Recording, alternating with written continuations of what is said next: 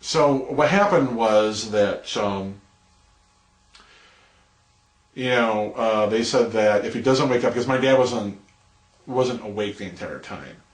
By this point, he was totally unconscious. He couldn't be revived. He had slipped into almost like a coma.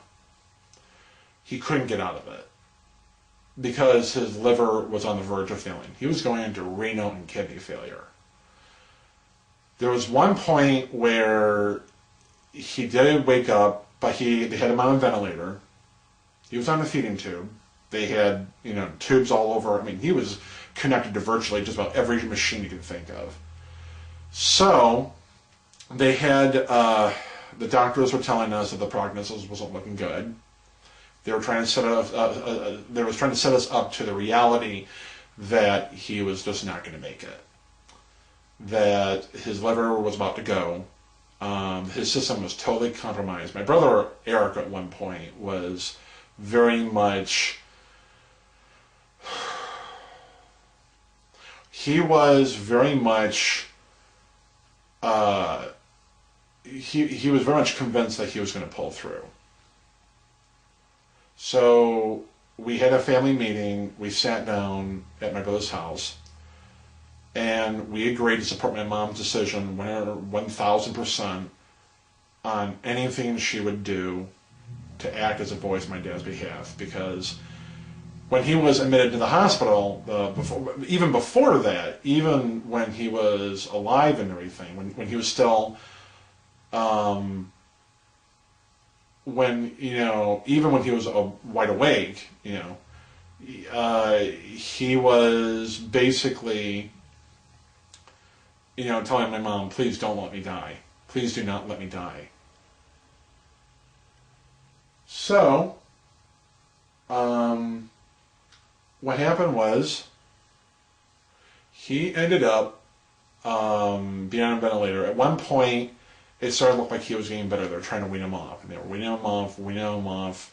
One day it was like for several hours. The next day it was for 8 hours. The next day it was for 3 days in a row. And he was off the ventilator. It looked like he was doing much better. Then came the day of the snowstorm. We were starting to have the snowstorm that night. And we couldn't go anywhere. We were like hit with not 3 inches, but more like well over a foot of snow. So, what happened was that my dad was not looking good the next 2 days later. He had already been stepped up to regular ICU because he was already in critical ICU. And he was in a different room. Then came the day he was about to crash again. They had to push him back down to to critical ICU. And what happened was at that point he started to get worse and a lot worse and a lot worse. And we were told by the doctors and the cardiologist that his quality of life was not going to be very good. We ended up seeing the doctor, the one in charge of the entire unit, on Wednesday morning. We went in, and apparently this was a progression of the breakdown of the liver for many years. And he had reached end-stage cirrhosis. Now, normally people think of cirrhosis, they think, oh, well, alcoholic. But you can get cirrhosis by other ways, like non-alcoholic cirrhosis, because of sugar, because of the diabetes, which is related to that, and high blood pressure, which is hypertension. Then all of a sudden, it really contributed to the amount of sugar, the foods that he was eating over the years. But nobody knew at that point. No one even suspected of cirrhosis the entire time. Had we known that he had liver problems over the years, we would have done things differently. We would have. How are we supposed to know that?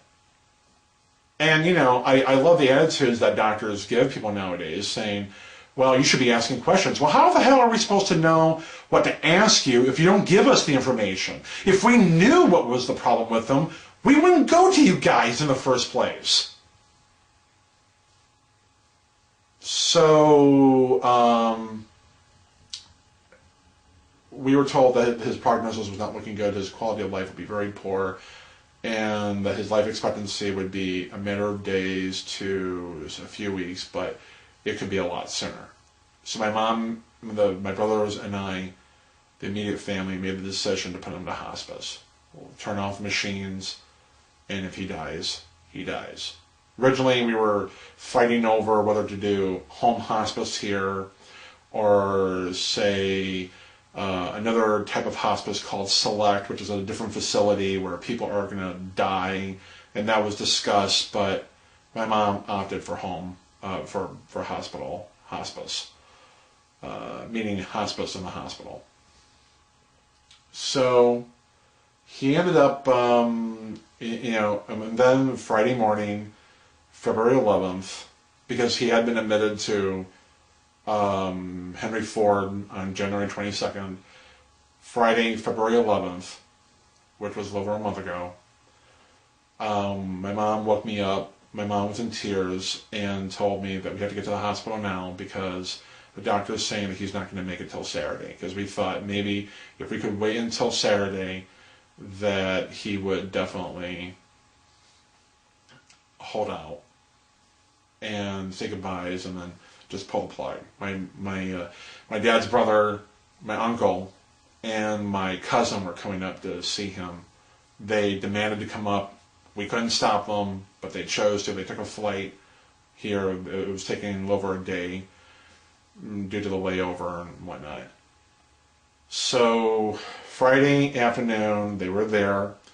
Most of the family was there throughout, even towards the end of the afternoon, towards the early evening.